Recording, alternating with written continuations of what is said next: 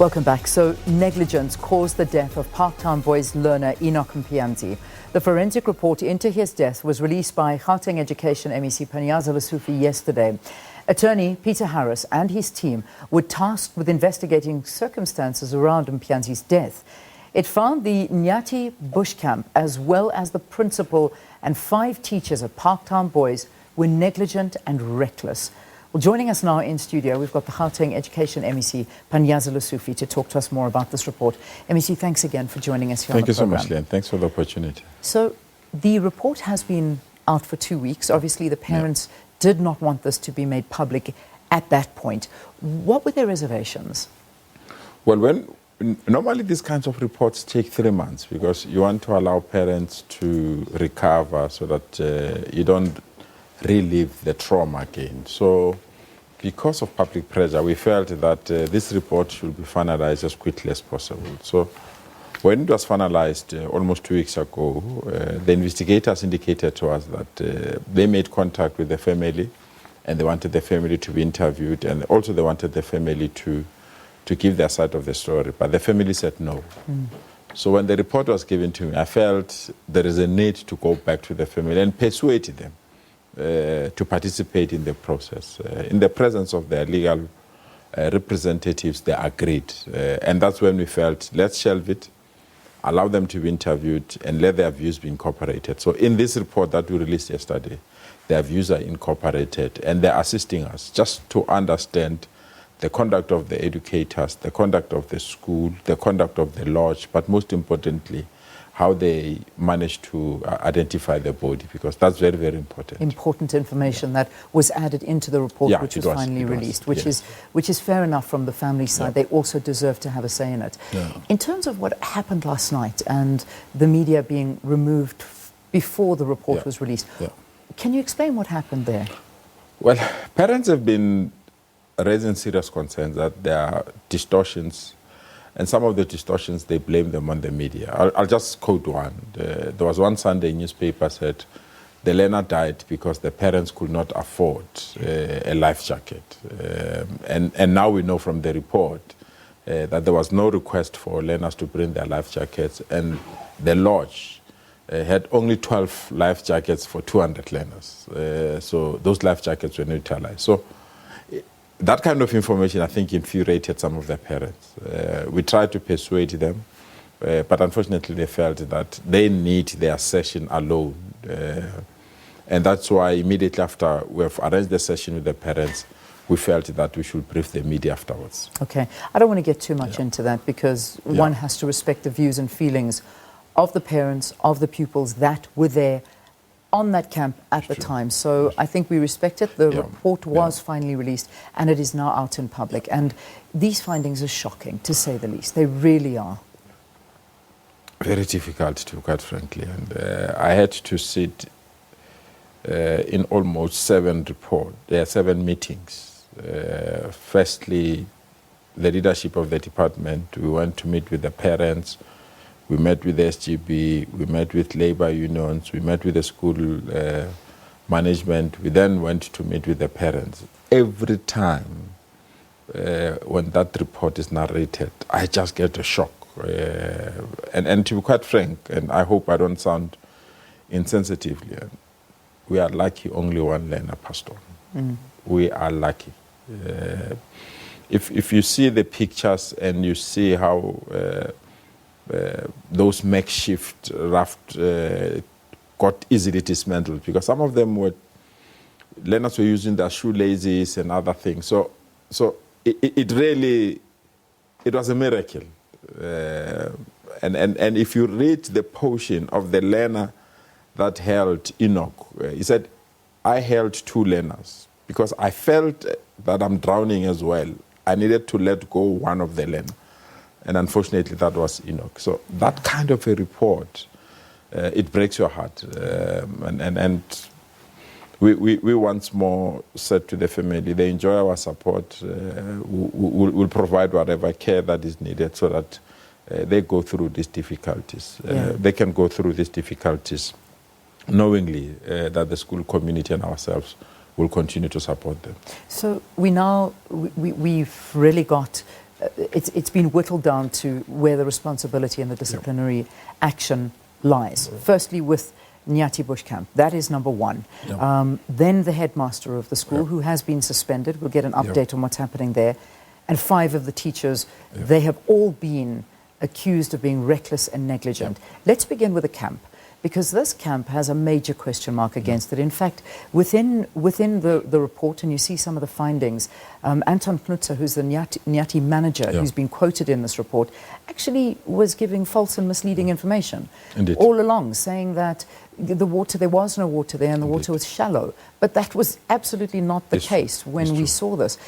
And adding fire to all of this is the fact that there have been 5 deaths at that same camp, 1999, 2002, 2009, 2010, and they're still operating, and police have done nothing about that.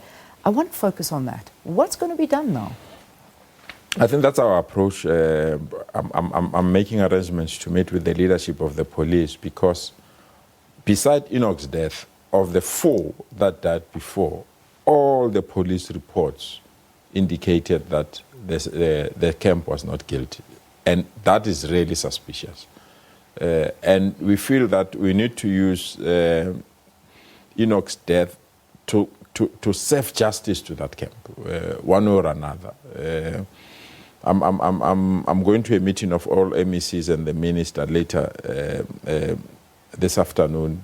I want to lobby the minister that it must not be Gauteng only that blacklisted that area, because that area is in Northwest, and we had learners that are coming from Northern Cape that died at that camp. So there should be a national blackout and blacklisting of that center. But we also need the law enforcement agencies to go there and ensure that justice is served, because we can't have a center that loses 5 lives of learners and they still continue to operate and they still continue to behave the way they're behaving. And they're all through water activities? All through water activities. So if in the reports from the police, if they say that they weren't the camp that was responsible for their deaths, what were the reasons given?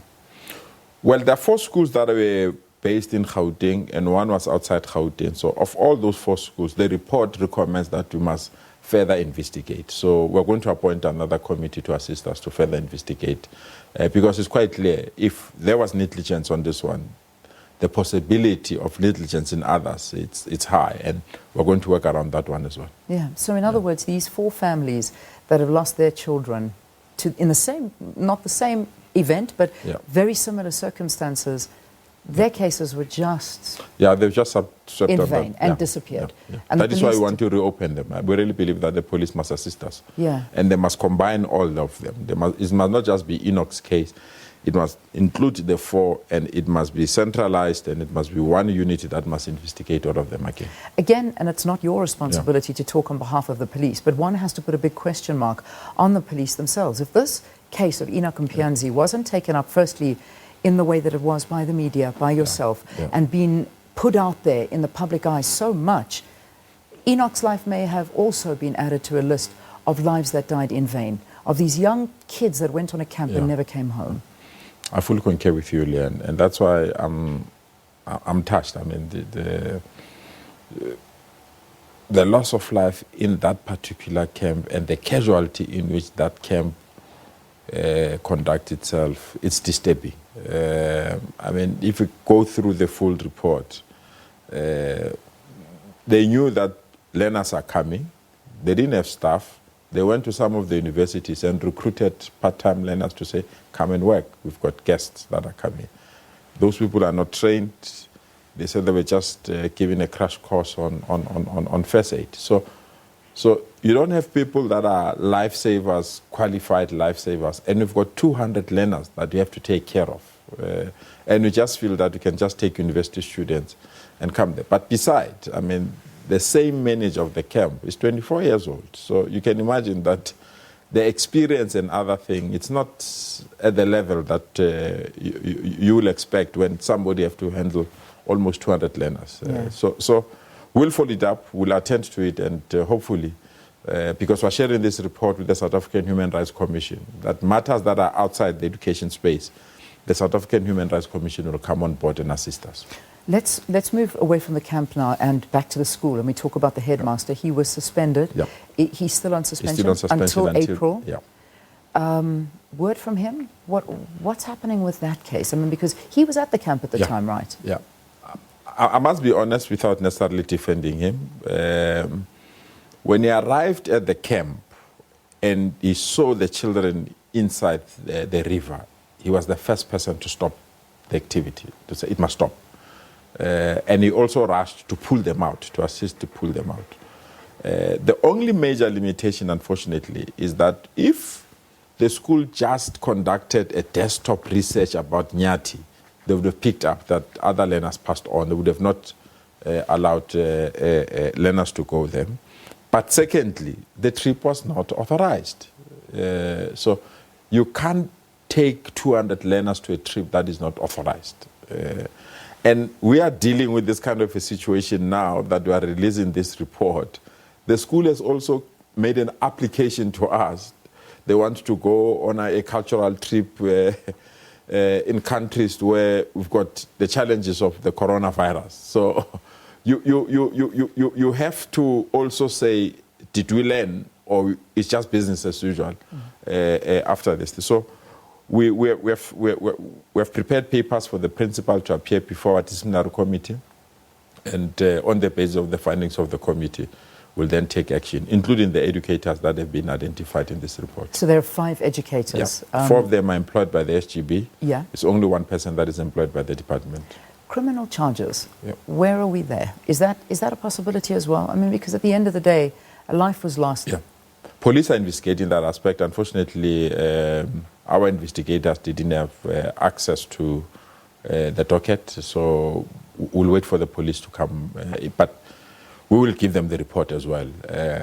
Hopefully it will assist them to find what went wrong. Yeah. So we've got all of these findings now, and yet there's still, this is now 2 months since the incident happened, which you say these reports can take up to 3 months to get. We've got the report, and now one would expect that there will be some swift resolution to all of this, that, you know, something's got to do. I mean, the camp is still operating, right? Yeah.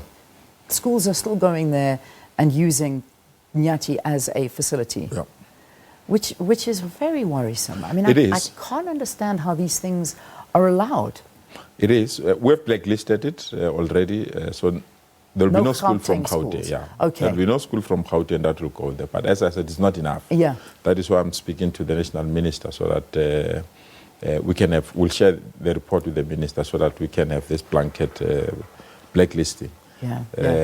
But we will act, Leon. Let me be honest with you. I think as a department we would have failed in our responsibilities if we can't act, and act decisively. It's just unfortunate that some parents at Parktown Boys, they really believe this is a nuisance. It's nothing else, a nuisance. And if you hear some of their talks, you get taken aback. I mean, one parent, when we presented this report to members of the SGB, just said, but MEC, this Enock of yours have been here for 2 days at this school. So you must take care of the 900 learners. Forget about this thing. So you really feel that some people don't understand that a life has been lost, a family brought their children to us. We brought back that child in a coffin. And they really believe there's nothing wrong. Let's move on.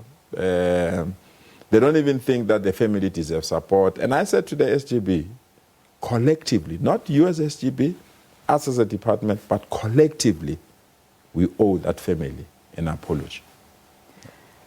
I'm trying to actually process this in my own mind. So you're saying that the parents of Parktown Boys are not happy with the way things are unfolding here, and they think that it's just being given too much airtime. Was that also vocalized last night when the media was told to leave and then they heard the report? Are they thinking that this is all just a waste of time and we must just move on and forget about it? I don't want to generalize and say all of them. I think it will be wrong, but there are some sections of our parents that expressed views, and I had to address them. I told them that you can't equate a loss of life to a brand of an institution.